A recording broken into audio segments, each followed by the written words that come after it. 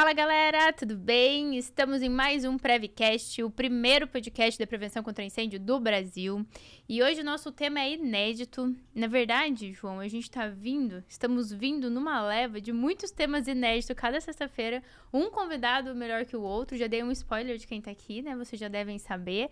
Galera que acompanha o Rogério Lin ou que já foi em algum treinamento do Rogério Lin, já viu essa pessoa por lá. Inclusive, quando eu recebi indicação para você estar aqui, foi dos alunos que estavam no curso do Rogério Lin na Mackenzie. Que legal. Você dando aula, eles mandaram fotos, falaram, João precisa estar no seu podcast, você tem que falar com ele. E aí, logo em seguida, o Rogério também conectou. Galera, vocês já viram um spoiler, né? Porque já mostramos aqui na mesa, mas quem tá aqui comigo é o João Raposo. Ele é advogado criminalista e nós vamos falar um pouco sobre alguns casos, alguns incidentes, né, alguns incêndios que nós tivemos na área da prevenção contra incêndio. Então, um pouco sobre a Botkiss, um pouco sobre a responsabilidade que nós projetistas carregamos ao assinar uma RT, algumas diferenças entre os crimes, como que isso é visto, e ninguém melhor do que alguém que entende no assunto e é especializado nisso para falar junto com a gente. Então, João, muito obrigada pela sua participação. Seja muito bem-vindo ao Prevcast. Eu que agradeço o convite, estou bem feliz de estar aqui e à disposição para a gente falar sobre esse assunto tão importante. Olha, vou falar que comentei agora no começo, mas vou repetir. Recebemos muita indicação do seu nome. Onde a galera via você em uma palestra ou até no Instagram, mandavam para nós. Falava, conversa. E aí, quando o Rogério veio, ele falou. Depois, logo veio o Jeffrey.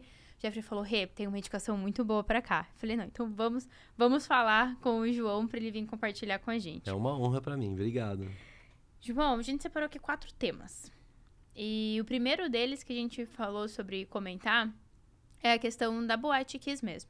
Então, esse podcast vai ao ar em agosto, mas nós estamos gravando em julho, que acabou, antes de ontem, a gente estava em Santa Maria acompanhando a solenidade do início da construção do memorial da Botkiss. E o João vai explicar um pouco para nós como tá esse processo, o que foi esse processo, quais as responsabilidades que tem, o que nós como projetistas precisamos nos atentar, né, quando a gente olha, por exemplo, para esse caso da Botkiss. O caso da Botkiss foi uma das maiores tragédias, né, relacionadas a incêndio do Brasil. Se eu não me engano, perde só para o incêndio do Grand Circus norte-americano que aconteceu em Niterói, né, nos anos 60. E ele trouxe aí muita discussão a respeito da questão do dolo eventual, da culpa. E acho que esse é o ponto fulcral de discussão num processo que já dura aí, se eu não me engano, 14 anos já, né? 11 anos já de processo. Você imagina, é um assunto difícil de tratar. Por quê? Porque é um assunto que causa revolta para todo mundo, é lógico, é revoltante demais o caso da Botkiss, mas, por outro lado, ele tem que ser tratado na justiça de forma técnica. E aí, o Ministério Público traz a tese de dolo eventual, a advocacia, os defensores trazem a tese de culpa, né, de homicídio culposo, a gente vai entrar um pouquinho nisso, e é difícil para quem vai julgar, né? E, no final, o que aconteceu? No final não, até agora, né, o que aconteceu? O STJ definiu que os crimes de homicídio praticados na Botkiss foram praticados com dolo eventual e não com culpa. E os réus estão respondendo perante o júri. Já foram julgados pelo júri, condenados pelo júri, mas o Tribunal de Justiça do Rio Grande do Sul optou por anular o júri para que fosse outro júri feito. E aí são vários os motivos técnicos que a gente pode falar um pouco sobre isso também. Anulou o júri, o Ministério Público está recorrendo, já recorreu para o STJ e agora a última etapa é o STF. O ministro Dias Toffoli do STF suspendeu a realização de um novo júri porque ele quer primeiro decidir se vai manter a decisão, ou seja, reverter a anulação e manter a decisão do júri, ou se realmente vai ser necessário fazer um novo júri. Dentro da Botkiss, né, todo esse processo, nós tivemos várias pessoas que foram culpadas, ou que responderam, ou que participaram, né, do júri. Então, desde o bombeiro, o engenheiro, o dono, quem foi lá comprar os equipamentos, a banda. Quando a gente olha para todo esse cenário, a gente consegue culpar de verdade alguém? Ou a gente pode pensar que, eu gosto de pensar, na verdade, que é como uma corrente. Foi vários elozinhos e todo mundo fez um pouquinho para que chegasse no que chegou. Sim, o direito penal, ele vai ter que punir cada pessoa que cometeu o crime na medida da sua responsabilidade. Então, pode-se entender, por exemplo, na justiça, não foi o caso da Botkiss, mas pode-se entender que determinado agente praticou o crime de maneira culposa, enquanto o outro de maneira dolosa. Então, a responsabilidade não vai ser a mesma sempre para todos. No direito penal, vigora a responsabilidade subjetiva. Então, cada um tem que responder pelo que fez, ou pelo que se omitiu e quando não poderia se omitir, né? Então, as responsabilidades realmente são diferentes, as penas podem ser diferentes, né? No caso da Botkiss, eles estão respondendo ali em uníssono, de forma... Entendeu-se que a conduta foi dolosa, justamente porque cada um ali teve atitudes que ultrapassaram a questão da mera negligência ou imprudência ou imperícia. Eu acho que é bacana a gente definir o que é culpa, o que é dolo para quem está nos assistindo e a implicação prática disso. Porque, veja, um crime culposo é um crime praticado com imprudência, negligência ou imperícia. Exemplo, o projetista não sabia que deveria ter seguido uma norma nova que ele não teve contato. Aí a gente está falando de imperícia, né? Imprudência. Alguém ateia fogo em um artefato dentro de um local fechado. Normalmente a gente está falando aí de imprudência. E negligência seria deixar de observar determinada conduta que deveria observar. Aí, no caso, bombeiros podem até responder por negligência também, enfim. Já o dolo eventual é a intenção. O dolo é a intenção de cometer o crime. O dolo eventual, ele se aplica quando a pessoa consegue prever o resultado, ou seja, ela consegue prever que aquele resultado pode acontecer, mas ela não se importa. É o famoso tô nem aí, né? É que não vai acontecer. Sim, e se acontecer, Tá tudo dane-se. A gente coloca exemplos assim nas aulas, né? De, olha, o dolo eventual é como se fosse o dane-se e a culpa é como se fosse o danou-se, né? Eu acho que fica um pouco claro, né? Então, mas na prática, a diferença de pena é muito alta. É muito alta. Porque se você for responder no doloso, você vai responder uma pena aí de mínima de 12 anos. Você imagina, né? Um homicídio doloso, você vai ter uma pena mínima de 12 anos, um homicídio doloso qualificado. Caraca. Já se você for para o culposo, a pena vai ser bem menor. A pena dificilmente vai ter reclusão em regime inicial fechado, né? Então, a consequência prática dessa opção de quem vai julgar, no final das contas, de dolo eventual ou culpa, é que a pena realmente há uma desproporção muito grande. Mas no caso do doloso, é 12 anos fechado e do culposo não fica fechado. Não, no crime culposo é de 1 a 3 anos, aí com algumas... vai ter algumas qualificadoras, aí a pessoa acaba nem pegando o regime inicial fechado. Regime inicial fechado é para crime, normalmente, é para crimes com pena maior do que 8 anos, né? Então, o risco de imprisionamento mesmo tá em responder por homicídio com dolo eventual. Mas... responder por homicídio culposo também é muito pesado, né? Vai gastar muito com o advogado, vai ter eventual consequência de perder a primariedade, né? Vai ter que cumprir pena, porque por mais que seja em regime aberto, a pessoa está cumprindo pena, ou uma prestação de serviços, aí vai depender de caso a caso, mas assim, também não é tranquilo, né? Então, assim, todo mundo que vai trabalhar com isso, independente da área que for, arquitetura, engenharia ou uma empresa que vende o material, todos eles têm que tomar muito cuidado e se precaver para que realmente não corram um risco aí de responderem um processo junto com os donos da empresa onde ocorreu o incidente. Você comentou que a gente tem a culpa, que é por negligência. Imprudência ou imperícia. Imperícia é o exemplo que você deu da norma, né? A imperícia é aquele profissional que cometeu um erro técnico. Mas, por exemplo, eu vou ir perguntando pra eu conseguir entender. Então, pensando como se fosse o público assistindo. Quando a gente pensa nessa questão da imprudência, ele não sabia que tinha norma. Mas não é responsabilidade do responsável técnico saber que existe uma norma? Isso. Aí a gente está falando da imperícia, né? Ele não estudou o suficiente, por exemplo, não aprendeu, não sabia fazer aquilo. Vou dar um exemplo assim. Se aventurou pra fazer... Vou dar um exemplo. Vamos supor que um médico vai fazer uma operação e ele tem que amputar uma perna. Aí ele amputa a perna errada, sem querer. Ele foi imperito. Ele é um perito... qual que é a perícia dele? Médica.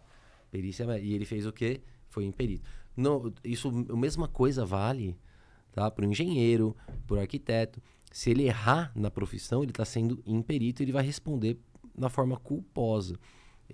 Não é que ele não vai responder, é que ele não vai responder por dolo. Dolo e dolo eventual, a pessoa precisa ter a intenção. No dolo, a intenção direta, dolo direto. Eu tenho intenção de cometer esse incêndio. Vamos supor, a pessoa vai lá e joga gasolina em um lugar e taca fogo. É doloso, não tem discussão. Agora, o dolo eventual, ele entra quando é uma situação, assim, tão grave que a pessoa cometeu ali, não é nem a mera imperícia. Eu vejo mais por um lado, assim, de economizar. Vou dar um exemplo. A pessoa sabe fazer, ela não é imperita, ela sabe fazer. Só que ela fala, não vou fazer para economizar. Mas se morrer alguém ali? Dane-se. Aí sim a gente está falando em dolo eventual. Ou, por exemplo... E como que vai saber isso na hora de um júri? Então, aí é a questão de prova. É a questão cabe à acusação provar a intenção criminosa, provar o dolo eventual. A acusação tem que fazer essa prova. Né? Então não adianta, por exemplo, o engenheiro acreditar que, mas se acontecer alguma coisa é só eu falar que eu não sabia. Não adianta, não adianta. No caso, tem casos, por exemplo, em que estabelecimentos de eventos, eles trancam a porta de incêndio. Uhum. Nesse caso, é muito difícil escapar do dolo eventual. Porque, qualquer um sabe que você não pode deixar uma porta de incêndio trancada, né? Então, assim, tem casos e casos. Agora, em outros casos, por exemplo, que a pessoa cometeu uma falha técnica, só que uma falha técnica que outro profissional poderia cometer, que não foi tão absurda a ponto de se desconfiar que ela sabia que estava fazendo errado e ainda assim fez. Essa é a diferença. Existe também uma área cinzenta nisso, entre a culpa e o dolo, que é a chamada culpa consciente. E isso complica um pouco mais as coisas, mas eu vou tentar explicar de maneira mais simples com exemplos. Vamos supor que a pessoa está tirando um racha, tá? No veículo. E aí, ela consegue prever que ela pode atropelar alguém? Consegue. É previsível. Pode atropelar alguém. Mas ela acha que por ela ser tão boa pilota assim, ela não vai atropelar. E aí, no final das contas, ela acaba atropelando. Ela foi imprudente ou ela agiu em dolo eventual? É isso que a justiça vai ter que definir. Mas, pela forma que eu narrei, você tende a entender o quê?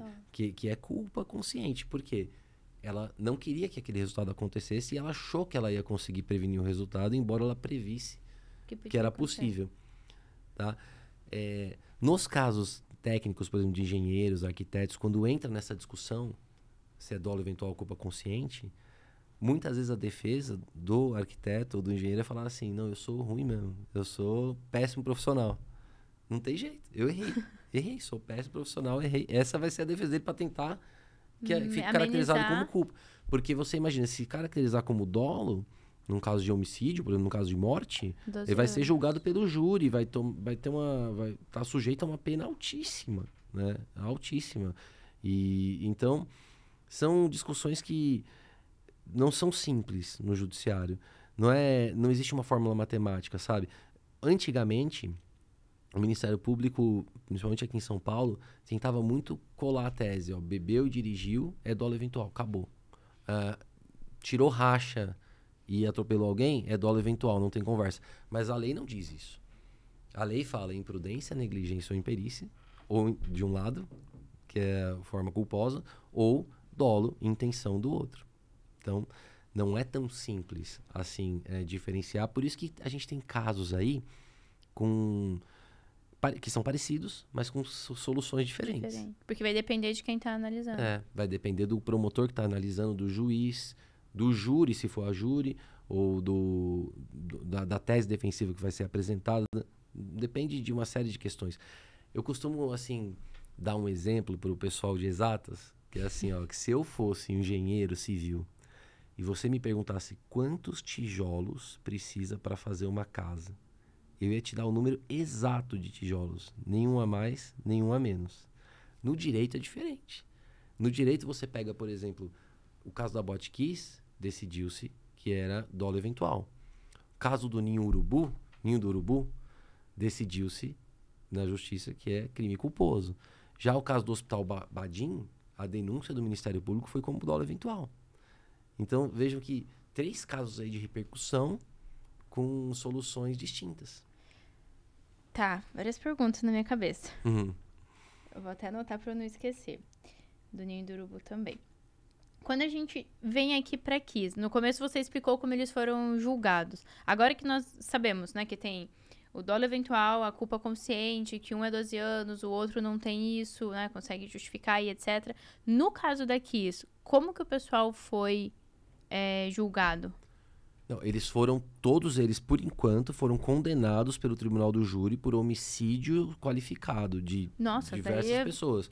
Sim, as penas ali variam, acho que de 16 a 22 anos, eu não me recordo agora de cabeça, mas são penas altas. E aí, inclusive, o juiz determinou a prisão de todos eles. Mas todos eles, só os donos? Os que não, o ajudante, o produtor da banda, o vocalista... E os donos também que eram donos de fato, não eram nem donos de direito, não estava nem no nome deles a boate, mas eles eram os donos, né? Então, e veja, o direito penal ele vai atrás da responsabilidade subjetiva, ele vai atrás assim, eu quero saber quem era o dono de fato. Porque às vezes uma empresa tem diversos sócios, tem 10, 15 sócios. Não são todos que vão responder criminalmente. Quem vai responder criminalmente é quem de fato atuou para aquele crime. É diferente do cível. Na hora de indenizar, aí a gente está falando da esfera civil, aí a empresa responde, os sócios podem responder na medida das cotas sociais, enfim. Agora, no criminal, a responsabilidade é subjetiva, é só de quem efetivamente atuou para que aquele crime acontecesse. Então, vamos supor que a pessoa era um sócio investidor da Botkiss. Ele não responderia, no criminal. No civil, sim. Nas indenizações, sim, mas no criminal, não. Né? Então, essa é a beleza do direito aí, né? Nós temos soluções para uma área que é a área criminal diferentes das soluções possíveis. Então, as pessoas ficam, então o sócio não vai responder? Não, responde, mas no cível. No criminal, quem vai responder é quem efetivamente praticou o crime. Lá. E aí, então, o dolo eventual é quando eu tenho a intenção e aí tem a culpa, que é o caso do Ninho do Urubu, você falou que foi como culposo. Sim, a justiça, até o momento, entendeu que se trata de crime culposo. O próprio Promotoria de Justiça entendeu que ali era crime culposo. Que quando eu acho que não vai dar nada. Não, é quando você age com imprudência, negligência ou imperícia. É quando você não respeita as normas técnicas, não... eu não respeito acreditando que tá tudo bem e que não vai pegar fogo. Acreditando que não vai pegar fogo, acreditando que vai dar tudo certo. E não querendo que o resultado aconteça. Mesmo sabendo que tá errado. E se importando com o resultado, né? Já no dolo eventual, a pessoa não se importa com o resultado. Vou dar um exemplo. Vamos supor que está tendo uma festa de rua embaixo do seu prédio. E você pega uma garrafa de vidro e joga pela janela. Você sabe que tem um monte de gente ali. Provavelmente você vai responder por dolo eventual se pegar em alguém. Você teve a intenção. Por quê? Você jogou independente de... se acertar alguém acertou, se não acertar não acertou. Né? Agora, vamos supor que você tem uma mira muito boa e tem pessoas ali e você tá vendo, mas você confia que você vai acertar num espaço que não tem ninguém ali. E aí você erra. Aí você vai ter uma tese de culpa consciente para defender. Olha, eu confiava que eu não ia acertar ninguém ali, eu joguei olhando. Então você vê... Tudo vai ser da argumentação de que cada um vai apresentar. E não é matemática, vai depender do convencimento do juiz ou do júri. Caraca. E agora uma pergunta pro direito mesmo. o júri que tá lá, a pessoa que tá lá julgando, ela tem algo para se basear ou é de quem convence mais mesmo? Não, tem as provas do processo, né? Os jurados, eles têm acesso ao provas. processo e às provas que estão ali. Então, é basicamente quem souber argumentar melhor, juntar provas melhor, apresentar coisas mais convincentes. Eu costumo dizer assim, no processo em geral, o que ganha processo é prova. Argumento ajuda, mas o que ganha processo mesmo é a prova. No júri, é um pouco diferente, porque o júri, quem vai decidir, são pessoas comuns, não são juízes de direito. Né? São 7 jurados que vão decidir ali o que vai acontecer. Os casos que vão para júri são os casos dolosos contra a vida, os crimes dolosos contra a vida, como, por exemplo, o homicídio. Né? Agora, se o crime for considerado culposo, aí ele não vai para júri, ele vai ser julgado na justiça comum, como a maioria dos outros crimes. Tá. Então, quando a gente traz dos incêndios que a gente teve, a Boate Kiss ficou como criminal. Então, todos são criminais. Todos entram, mas a gente vai dividindo. A Boate Kiss, a justiça entendeu que era doloso, intencional. Teve intenção de matar. Realmente matar. No caso do Ninho do Urubu, que pra quem não sabe, imagino que todos saibam, mas é o incêndio no Rio de Janeiro, no CT do Flamengo, né? CT do Flamengo, onde ficava os jovens, né, os adolescentes para treinar. Lá também pegou fogo, aparentemente um curto-circuito, etc. E aí lá já foi uma questão da culpa consciente. Lá o Ministério Público e o juiz entenderam que era culpa consciente. Agora, veja, é curioso, né? Porque, pelo que a mídia diz, não tive acesso aos autos do processo, mas enfim, pelo que a mídia diz, os diretores ali já tinham sido notificados diversas vezes com relação às irregularidades e nada fizeram. Preferiam pagar a multa. Tem vários artigos que mostram, né, os processos do Corpo de Bombeiro. E eles preferiam pagar a multa, aparentemente. E aí, se você tá pagando multa em vez de resolver um problema, isso um outro promotor ou outro juiz poderia ter considerado como dolo eventual. Teve intenção também. Mas, enfim, como aconteceu, por exemplo, no processo do Hospital Badim. No processo do Hospital Badim, 2 médicos diretores do hospital, acho que, se eu não me engano, são 4 outras pessoas, entre engenheiros, coordenadores e até mesmo representantes da empresa dos geradores ali, estão respondendo por dolo eventual. Estão respondendo na justiça como se tivessem a intenção de matar. Né? Porque aí, no final das contas, a pena que eles estão sujeitos é a mesma pena de alguém que atira em outra pessoa com a intenção de matar. Isso precisa ficar claro. Então, veja, quando você abre mão das normas de prevenção, quando você abre mão da prevenção numa obra em troca de lucro, por exemplo, você corre o risco de responder como um homicida mesmo. E as pessoas precisam saber disso. Porque as pessoas, muitas vezes, elas pensam assim, não, eu vou economizar aqui nessa obra para o cliente me indicar para outra também, vou aceitar assinar um documento aqui qualquer, pensando só no dinheiro, né? Mas, poxa, eu acho que até a gente apelar assim, olha, pensa nas vidas que você pode tirar, a pessoa também acho que não tá nem aí. Não, a maioria não. Agora, pensa no fato de que você pode ser preso em regime inicial fechado por no mínimo 12 anos, junto com todos os criminosos ali, num verdadeiro inferno na terra que é um presídio brasileiro. Pensa nisso, então, na hora de optar por cometer uma irregularidade. Porque se o Ministério Público e a Justiça entenderem que você agiu em dolo eventual, é isso que vai acontecer. E até eu tinha outro assunto, mas agora que você tocou nesse, vou puxar um gancho aqui. Quando a gente fala, por exemplo, de construtoras que fazem lá diversos prédios e elas têm lá um projeto que foi feito por determinado projetista, empresa, whatever, quem seja, que detalha tudo o que ela precisa fazer e ela escolhe não seguir algumas coisas que são coisas onde o bombeiro, por exemplo, não tem como ver. O Rogério Linha é de compartimentação. Então, vamos supor que compartimentação fica na laje, não tem como o bombeiro quebrar para ver. A construtora escolhe não colocar. Ela responde... Quem que responde? A construtora ou o engenheiro que estava na obra? Todos que tomaram essa decisão. Não só, e que executaram também cientes do que estavam fazendo. E como que a galera consegue descobrir quem que estava no meio disso? A investigação criminal. Investigação criminal. Oitiva de testemunhas, documentos, até mesmo quebra de sigilo telefônico, quebra de Legal. WhatsApp, Então, o quebra de sigilo engenheiro que bancário. estava fazendo a execução da obra, quem concretou ali, mesmo sabendo que não precisava. Sim, e- cada um vai ter que ter a sua responsabilidade criminal apurada numa investigação feita pela delegacia mesmo, né? Quem faz essa parte é a delegacia e normalmente faz bem. Consegue diferenciar bem ali quem efetivamente participou do crime e quem não sabia ou não participou, não teve atuação nesse ponto específico. Mas todos têm que responder. Na Boate Kiss, por exemplo, até mesmo o produtor que comprou o artefato está respondendo. Então, cada um vai responder na medida da sua responsabilidade.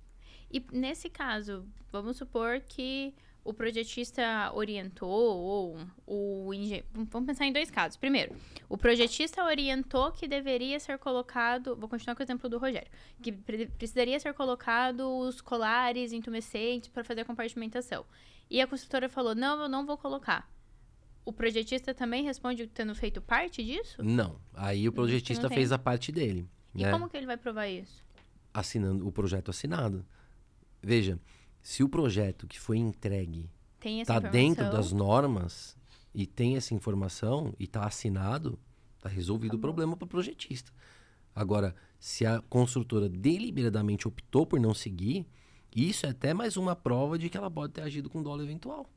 Porque ela sabia ali, não Que tinha nem precisava. não dá para dizer que foi sem querer ou que foi uma imperícia ou que foi uma imprudência. Na verdade, Ela a sabia. partir do momento que ela sabe que ela tem que agir de uma forma, deliberadamente não segue para economizar, por exemplo, a tese do dolo eventual ganha muita força. Né?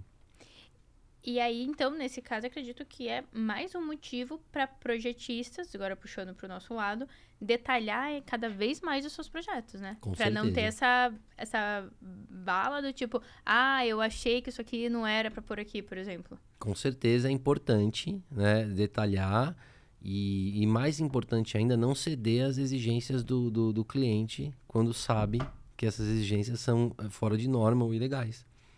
E existe já, eu atuo há 11 anos na área, né? Então a gente já viu de tudo.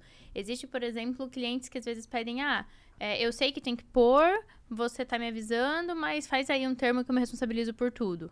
E eu já fiquei sabendo de casos onde o engenheiro fez isso, deu essa responsabilidade aqui em São Paulo, inclusive.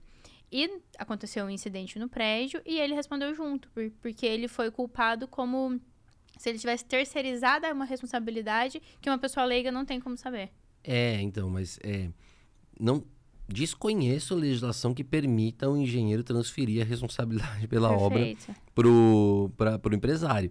Veja, ou ele assina a RT com tudo dentro da norma, ou não.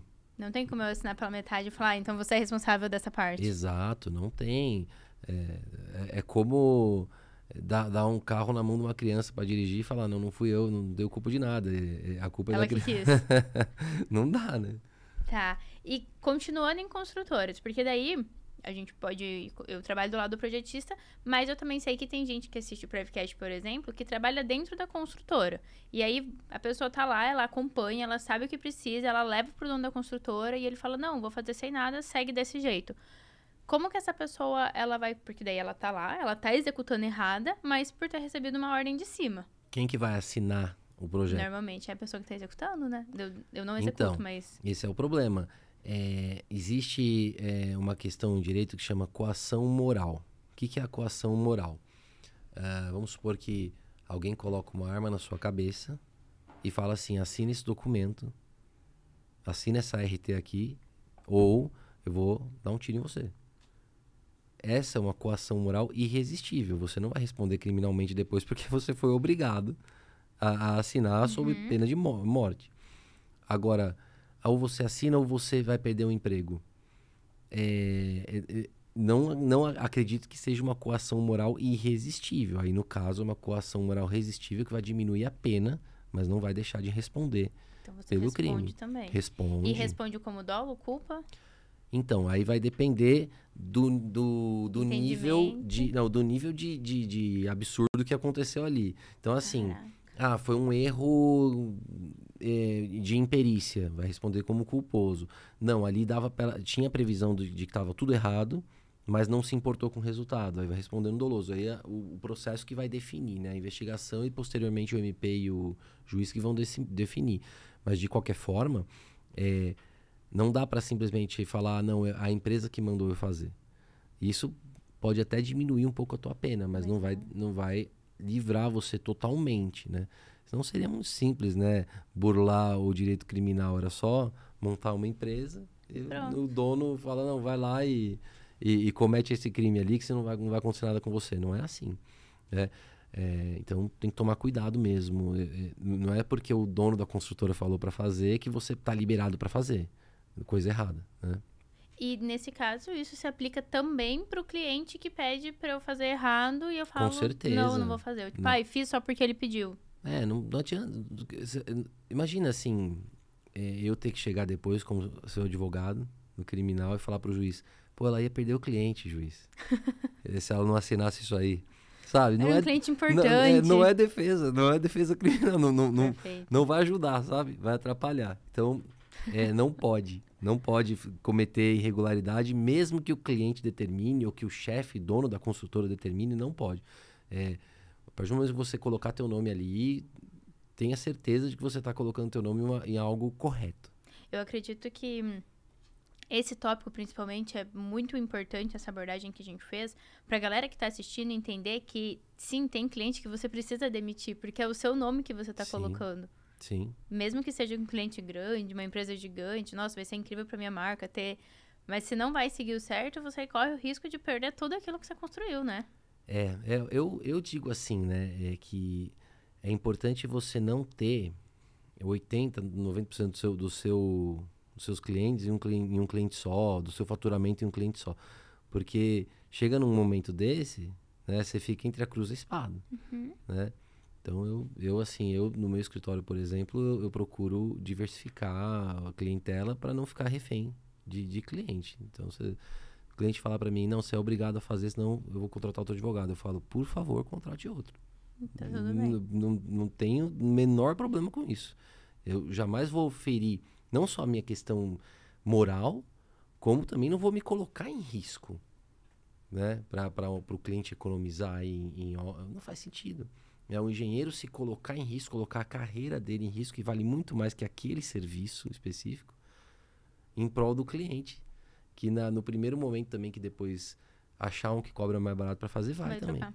Então, não faz sentido. O pessoal tem que se conscientizar mesmo que se não for pelo amor, vai pela dor, tem que tomar cuidado. Então, eu realmente não arriscaria meu nome, se eu fosse um engenheiro, numa obra que ele sabe que pode dar problema. Eu acredito que teve uma frase agora que você falou que faz muito sentido, que é você não arriscar sua carreira por um papel ou por um contrato que parece ser grande, mas que se a gente comparar com a carreira que você construiu, ele vale muito pouco. Exatamente. Não faz o menor sentido, né? Já continuando nesse gancho, a gente entra na questão das ARTs. Né? A gente até comentou antes sobre a ART, hoje tá na esquina você encontra, né? Agora eu acho que deu uma reduzida porque o CREA acabou se posicionando muito bem a favor, né, de parar, pedindo para que parassem com isso. Porém, ainda, agora eu falo como engenheira, né? Os meus colegas de profissões, muitos ainda veem a RT como um papel. Tipo, me formei, ganhei um papel que eu assino e distribuo. Mas eu acredito, e possivelmente você vai concordar comigo, que a RT é uma das coisas mais responsabilidade, que carrega todo o nosso nome, toda a nossa trajetória, toda a nossa carreira junto. Quais são os pesos de uma RT? O que ela significa? A partir do momento que você atesta a regularidade de uma obra, né, a regularidade técnica de uma obra, você está dizendo que aquilo ali está dentro dos conformes. E se não estiver, a investigação vai querer saber o quê? Você viu a obra mesmo? Ou você só deu esse papel sem nem ver? Se você só deu esse papel sem nem ver, a tese de dolo eventual vai ganhar muita força. Né? Porque como que você simplesmente dá uma ART sem ver o local, sem saber nada do que tem ali? Né? Você não pode fazer isso. Da mesma forma, não, eu vi, eu tenho aqui a prova de que eu fui até o local, olha, eu tenho aqui fotos do local e quando eu dei, a RT estava regular. Se mexeram depois, é diferente. Aí você não vai responder criminalmente. Ou então, não, eu dei a RT, eu fui ao local, mas eu errei aqui mesmo, eu analisei errado determinado ponto. Aí você vai responder por crime culposo, por imperícia. Então, veja, são situações aí diferentes envolvendo a questão da RT, mas o que eu posso dizer com certeza é que se você der uma RT sem nem ter visto o local e depois acontece um acidente lá, a chance de você responder por homicídio doloso, a chance de você pegar tempo de cadeia mesmo no regime fechado é alta. Eu não faria isso. Fora que, de qualquer forma, é uma falsidade documental também. Sim. Também tem um crime de falsidade ideológica. Você está atestando alguma coisa ali que você não sabe, né? Você está colocando uma declaração falsa. Então, eu vejo assim com muita gravidade uma situação de alguém que vende RT, assim, E a galera surreal. vende por R$200. A taxa de uma RT é em torno de 100. O Brasil é o país da criminalidade, né? Aqui, infelizmente, isso acontece. Mas, assim, para a pessoa, se ela for pega, tudo bem que a gente tem muita impunidade no país. Mas as penas são altas, tá? O problema é a pessoa ser pega. Quando for, vai responder gravemente. E eu não sei se essa pergunta entra no escopo, que talvez você não saiba me responder, mas não tem problema. A RT, ela tem uma validade normalmente de 5 anos. Se um incêndio acontecer depois, eu continuo respondendo pela minha RT? De alguma maneira? Não, nesse caso não. Se a RT já não está mais válida e teria que ser renovada, provavelmente não vai responder. Mas, se a acusação conseguir achar um vínculo entre a RT que você deu e o acidente, aí sim. Mesmo que seja 10 anos depois. Sim. Não tem uma... A RT, ela vai ter a validade dela, é uma questão administrativa. Perfeito. Né? Agora, se você deu uma RT falsa, ainda que assim, mais de 5 anos atrás, o crime de falsidade ideológica tá lá, gente. Vai acabar a prescrição em 12 anos só.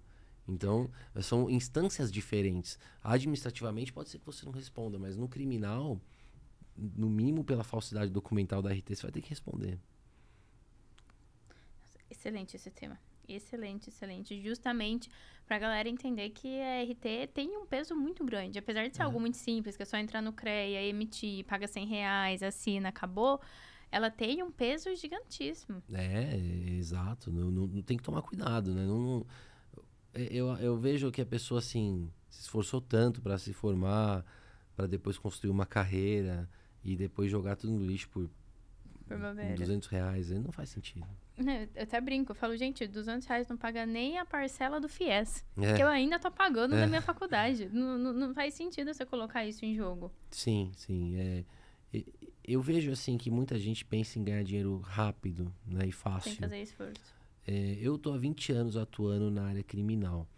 E eu já vi muita gente assim, que ganhou muito dinheiro por pouco tempo, né? E depois acabou tendo sérios problemas com a justiça, enfim. A maioria, esse é o final. E eu vejo também, por outro lado, pessoas que trabalharam direitinho a vida inteira, ganharam menos dinheiro, mas por muito mais tempo.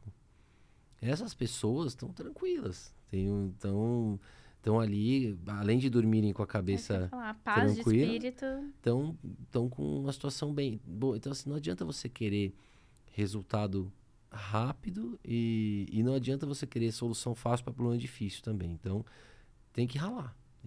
Não adianta você não tem receita. Querer ganhar dinheiro fácil vendendo algo que você não pode entregar ou algo falso, para depois isso aí no final das contas não dá certo, né? Começou errado, já não vai dar certo. Tá bom. Aí, saindo um pouco da parte da RT, a gente falou sobre a RT, a gente falou sobre a responsabilidade do engenheiro, sobre a construtora, sobre o caso da Kiss, quando eu respondo eventual ou culpa, né? Quando é dolo.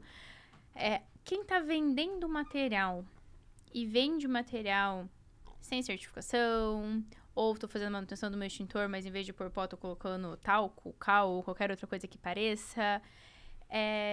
Como que fica essa responsabilidade? Pode responder criminalmente também, desde pelos eventuais homicídios, lesões que ocorrerem, E também por crimes contra a relação de consumo, porque quando você coloca no mercado um produto que está irregular, você responde por crime contra a relação de consumo, né? Então, tem que tomar cuidado não só com os eventuais problemas que esses produtos podem causar no mercado, mas também só pelo fato de você estar vendendo um produto irregular, a polícia eventualmente pode apreender tudo e você vai responder criminalmente, vai responder administrativamente e civilmente também. Então, tomar cuidado pro fornecedor também, né? No caso, o fabricante, enfim, sempre tomar cuidado para seguir as normas. E quando o engenheiro está indicando, por exemplo, vou indicar a sua empresa para fazer lá a manutenção do meu extintor. Então, eu tenho um escritório de engenharia, você tem uma empresa de extintor e eu vou te indicar. Beleza, você foi lá, fez, lá. Só que você está fazendo tudo errado. Não necessariamente tem como eu saber. Mas qual que é o vínculo que fica? Não, a mera indicação normalmente não vai dar problema criminal, a não ser que se comprove que você sabia e indicou. Que é o exemplo que mais acontece no dia a dia das pessoas, aquelas empresas que fazem empresas, né? Aquelas criminosos que fazem pirâmide financeira. E aí o que acontece na pirâmide financeira? Para ela funcionar, ela precisa de pessoas indicando pessoas, porque senão uma hora ela... Eventualmente todas uma hora vão ruir, mas ele precisa de pessoas indicando pessoas. Então vamos supor que eu te chamei para participar de uma pirâmide que eu sou cliente, que eu já estou investindo lá. Eu sabia que aquilo lá ia dar problema, que era um negócio ilícito. Se eu sabia, eu respondo também. Pelo crime de estelionato, ou pelo crime de pirâmide, tem vários crimes que eles podem responder ali. Agora, eu não sabia, eu achei que era um investimento mesmo, fui enganado também, aí eu não vou responder criminalmente. O mesmo vale para esse caso do engenheiro que indica uma empresa de extintores ou uma empresa de sprinklers. Se ele entende que aquela empresa atua corretamente, se ele não sabe dos crimes que ocorrem ali, não vai responder criminalmente. Agora, se ele sabe e ainda assim está indicando para ganhar uma comissão, por exemplo, aí vai responder junto igual. Perfeito. E nesse caso serve a mesma coisa para parceiros que indicam outros parceiros. Mesma coisa. Mesma coisa. Se você sabe que a pessoa vai cometer uma irregularidade ali e você indica, você também tá respondendo. Pode responder, sim. E último tópico, João. Nossa, tá muito bom esse podcast, meu Deus. Obrigado. Nossa, são assuntos, João. Por isso que no começo eu falei que é inédito. A gente nunca recebeu um advogado aqui para falar dessa questão das responsabilidades do engenheiro. E é uma dor muito latente que a gente tem de encontrar no mercado isso, né? Eu até comentei com vocês. Muitas vezes o escritório que eu tenho é criticado do tipo, como vocês não podem fazer? É só uma RT. E a gente, tipo, como assim só uma RT? É a nossa vida, na verdade. Então, é muito interessante vir alguém falar e alguém que tenha know-how, que tenha autoridade, falando, galera, vocês estão correndo muitos riscos, parem com isso, olhem com atenção. Só quem ganha com isso sou eu, porque vão ter que me contratar depois. Vou até deixar aqui já o Instagram, o telefone do João, quem precisar. A questão de crimes de incêndio. Quando que é um incêndio, né? Ele é considerado crime e existe em algum momento que o engenheiro, o responsável pelo projeto, ele entra também como quem quis fazer isso um crime? Quem quis, né, ajudar isso? Ótimo. O crime de incêndio está previsto no artigo 250 do Código Penal, tá? E ele é considerado crime quando você provoca um incêndio de maneira intencional, expondo a risco ao patrimônio ou outras pessoas, tá? E o patrimônio tem que ser de outro. Porque, por exemplo, se eu tenho lá, um carro meu, tá? Velho, ferro velho, que eu levo para o meio de uma propriedade minha, no meio do mato, e coloco fogo, eu estou cometendo esse crime? Não. Aquele carro é meu, é na minha propriedade, não estou expondo ninguém a perigo. Agora, se eu coloco fogo em algum lugar que eu estou expondo alguém a perigo, sendo bem meu ou não, ou no bem de outra pessoa, aí sim eu estou cometendo crime de incêndio. Forma dolosa. Esse crime também admite a forma culposa, que é o quê? Negligência, imprudência ou imperícia. Aquele incêndio sem querer, tá? E aí, você me perguntou quem que responde junto por esse incêndio. Aí vai ser quem tem responsabilidade, ou seja, quem foi o imperito que acabou causando aquele acidente. Por exemplo, o eletricista vai lá fazer uma manutenção e amarra um fio errado ali, depois pega fogo. Crime culposo por imperícia. O engenheiro vai responder, aí vai depender se ele fez um projeto que está totalmente irregular e por isso pegou fogo, sim, pode responder pelo crime de incêndio. Se matar alguém, ainda pode responder por crime de homicídio também, né? E, por exemplo, esse mesmo exemplo que você deu da eletricidade. Aí começou lá um incêndio. Beleza, a culpa não foi... Vamos falar, eu fiz o projeto. A culpa não foi minha. Começou a pegar fogo porque ele fez errado o fio. Só, no entanto, ele viu a tempo e ele foi pegar o extintor, ou ele foi pegar, sei lá, o hidrante, e o hidrante não funcionou porque não tinha vazão suficiente, porque meu cálculo de projeto estava errado. Eu respondo. Sim. Perfeito. Aí você pode responder por imperícia, crime culposo. Sim, o mesmo acontece porque o incêndio alastrou por causa disso. Pela falta da proteção que eu disse que fiz. Exatamente. Perfeito. Então, agora entra um outro ponto, que é, além de eu ter detalhamento em projeto, é eu saber exatamente o que eu estou fazendo no meu projeto, né? Exato. Você não pode se arriscar a fazer um projeto sem ter capacidade técnica para isso, né? Porque depois você pode responder por isso, tanto na esfera civil como na esfera criminal. E o mesmo, eu vou ir detalhando vários pontos, João. Vamos lá. Mesmo a gente pode considerar, nesse mesmo caso, começou a pegar fogo porque o eletricista fez alguma coisa errada, e aí eles foram utilizar o sistema de hidrante, aparentemente ele estava tudo certo, só que ele não foi feita a manutenção conforme deveria. Sim. Aí o dono da edificação que vai responder por não ter feito essa manutenção. O responsável pela manutenção, não necessariamente o dono do edifício. Então, se eu tenho um setor de engenharia que é responsável por isso... Exato. Caraca. Aí vai depender muito da configuração ali, da né? empresa. Mas quem vai responder normalmente é o responsável técnico por essa questão, tá? Se é em questão de engenharia, tem lá um coordenador de manutenção e esse cara não fez o trabalho dele. Sabe-se lá por qual motivo. Vai responder. E ele vai responder, não necessariamente o dono da empresa, né? Porque ele delegou essa função de uma maneira contratual, inclusive. Né? Não é uma mera delegação, né? Falar assim, você não vai chegar porteiro e falar, hoje você é o responsável, tá? Não é assim. É um cargo. Mas é uma delegação contratual, aí sim, uma delegação de responsabilidade contratual, que aí não tá para o sócio responder por tudo, né? Que acontece na empresa. No cível, a empresa vai ter que pagar. Aí o sócio vai tirar do bolso. Agora, as indenizações, né?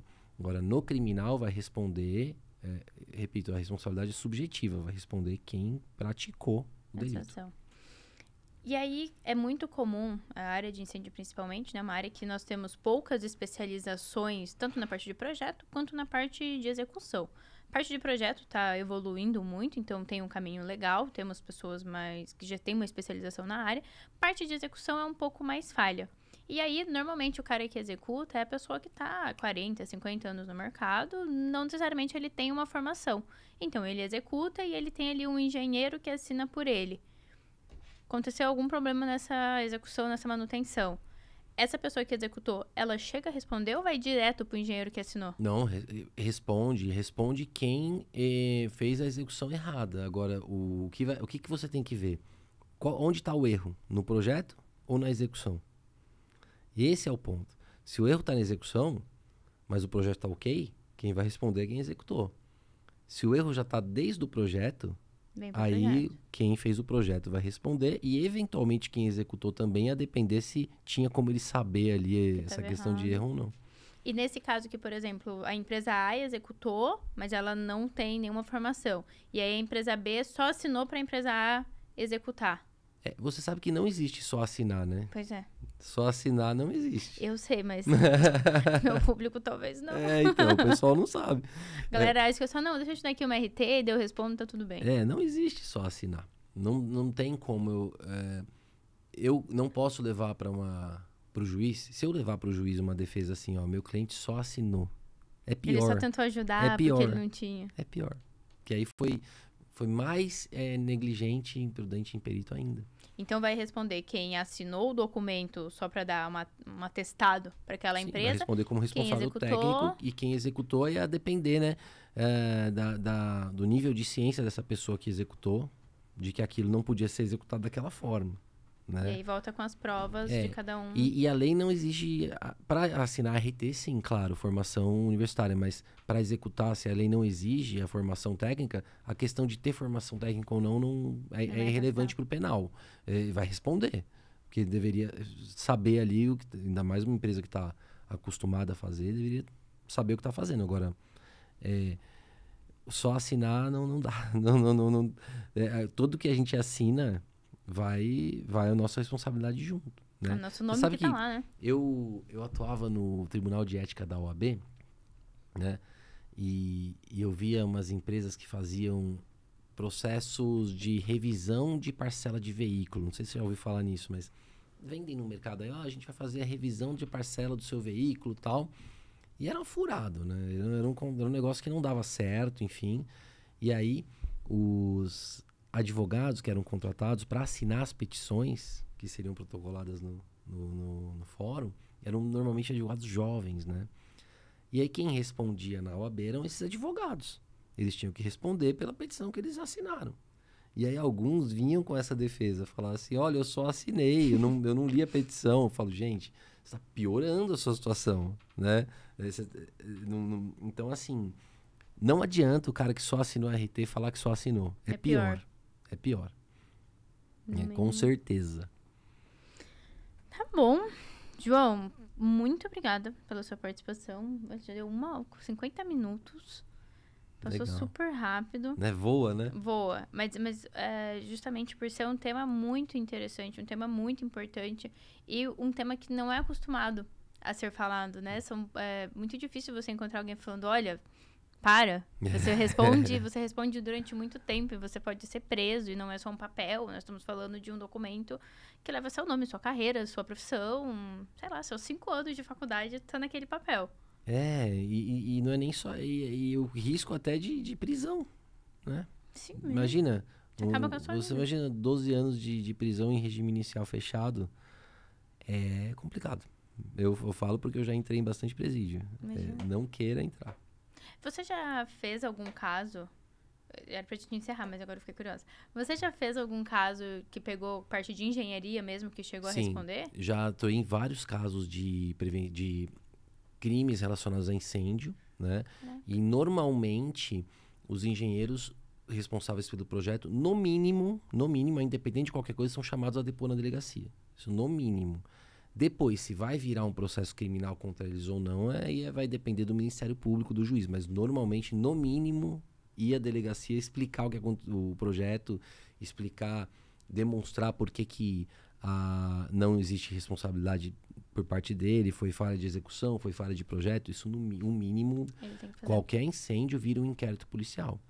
Todo incêndio tem que virar um inquérito policial. Todo incêndio que ocorre tem que virar um inquérito policial, onde vai ter investigação. E, claro, se tem um engenheiro responsável pela obra, ele vai ter que ser ouvido.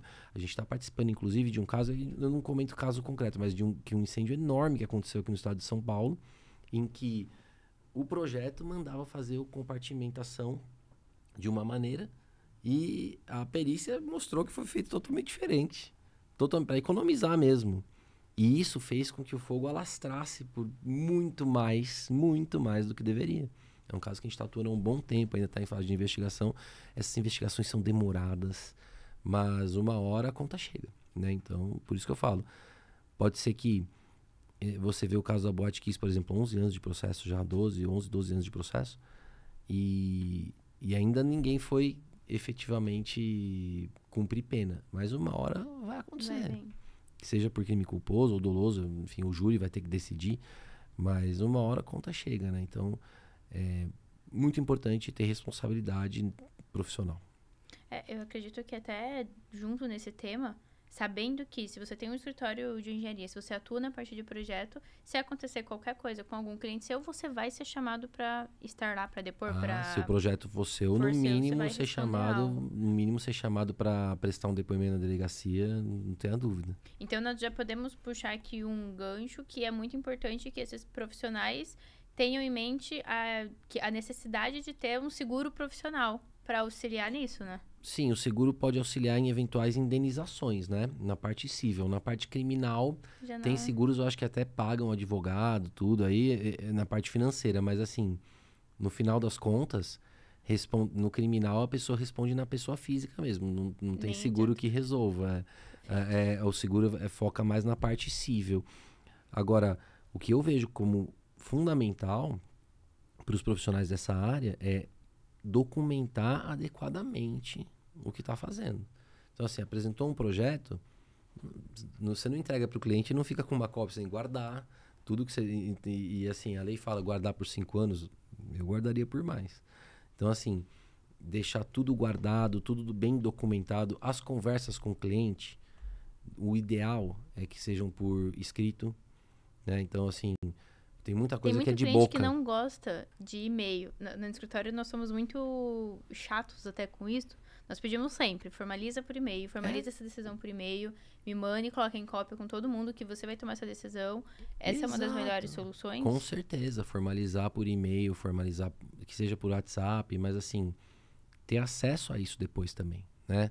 Porque ter uma forma de organizar, de arquivar tudo isso para, se precisar, facilitar a vida do advogado também, né?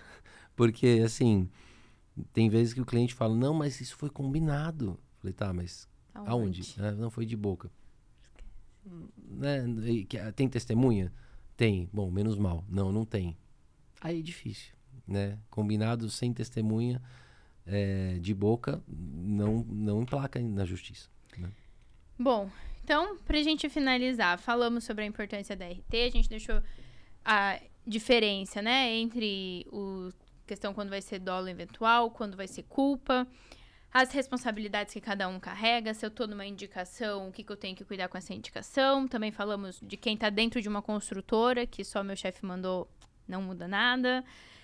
Pode melhorar, mas não é garantia. E agora, dica final foi de sempre entregou pro cliente o projeto, fica com uma cópia.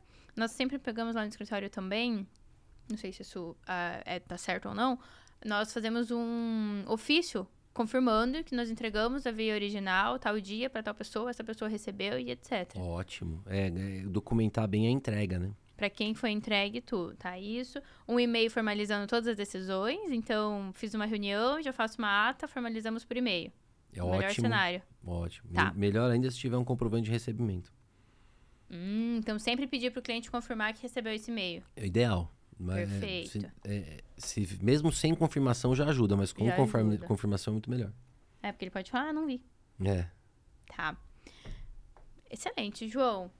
Muito obrigada pela sua participação. Imagina, eu que Muito agradeço. obrigada por dividir tanto conhecimento. Nossa, fiquei impressionada. Muitas coisas, muito legal. Obrigada por trazer esses pontos, ter sido muito direto e muito claro nas responsabilidades que o público carrega, né? Que quem é engenheiro, que está acompanhando a gente, tem que cuidar, tem que olhar, tem que se atentar. E para nós encerrarmos, eu gostaria muito que você deixasse uma mensagem final para o pessoal que está assistindo o Previcast. Olha, eu adorei ter participado, voou o tempo, né? Muito bacana. Minha mensagem final é que as pessoas pensem mais não só nas responsabilidades pessoais que elas podem carregar, mas também no eventual prejuízo que elas podem causar, né? Um projeto falho, uma execução falha pode custar a vida de muitas pessoas, né? Se isso não te comove a trabalhar direitinho, então vamos fazer o seguinte, pensa que você pode ser preso se você fizer errado, né? Se a morte de outras pessoas... Eu acho que até é muito pior, né? Saber que você pode ser o responsável por mortes, né? Mas se isso não te comove, pelo menos entenda que uma hora a conta chega, né? Se você faz da criminalidade o teu modo de vida, uma hora a conta chega. Então, assim, existe impunidade no país. Existe. Se você cometer 1, 2, 3 crimes, provavelmente não vai acontecer nada. Agora, se você faz isso toda hora, se a tua empresa é movida a vender RT, uma hora a conta vai chegar. E não é barata. Perfeito. João, mais uma vez, muito obrigada. Galera, esse foi mais um Previcast, tema diferente, pesado, inédito, mas extremamente importante. João, a gente pode deixar suas redes sociais aqui? Sim, por favor. Eu sou Instagram e TikTok, RaposoADV. E o nosso podcast é o Salvo Conduto Podcast no YouTube. Perfeito. A gente vai deixar aqui embaixo o link, o pessoal vai deixar o QR Code na tela também, para vocês acompanharem. A galera pode mandar direct se tiver dúvida? Pode. Eu respondo sem problema. O que eu puder ajudar, eu tô à disposição. Perfeito. Perfeito. Então a gente vai deixar aqui, ó, todos os caminhos pra vocês conversarem, perguntarem, tirarem dúvidas. João, mais uma vez, então, muito obrigada pelo seu tempo. Galera, quem gostou, comenta aqui. Procurem o João nas redes sociais, conversa. Quem tiver dúvida, fala com ele. Tenho certeza que ele vai estar à disposição pra atender vocês. João, muito obrigada mais uma vez. Eu que agradeço. Um grande abraço e tudo de bom. Obrigado mesmo. Fiquei muito feliz de vir.